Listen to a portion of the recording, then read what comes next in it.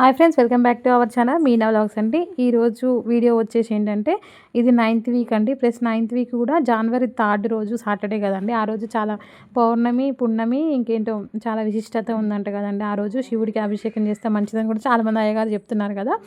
So ఇంక అని చెప్పేసి నేను ఇంట్లో కూడా స్వామివారికి అయితే పూజ చేసుకున్నానండి. ఇంకా పిండి దీపాలు పెట్టుకొని ఆ రోజు మార్నింగ్ పూజ అయితే చేసుకున్నానండి వెంకటేశ్వర స్వామికి.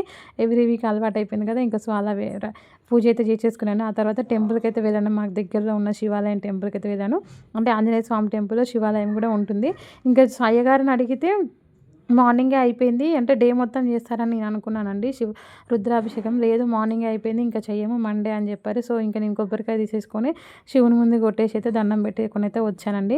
దర్శనం అయితే కంప్లీట్ చేసేసుకున్నాను. బట్ రుద్రాభిషేకం చేయలేదండి. నాకు ముందు మార్నింగ్ తెలియదు, ఈవినింగ్ రోజు మొత్తం చేస్తారని నేను అనుకున్నానండి. ఇంకా టెంపుల్ అయితే కన్స్ట్రక్షన్ జరుగుతుంది, చాలా బాగుంది, చాలా పీస్ఫుల్గా ఉంది. వీడియో నచ్చితే మాత్రం లైక్ చేయండి. బాయ్.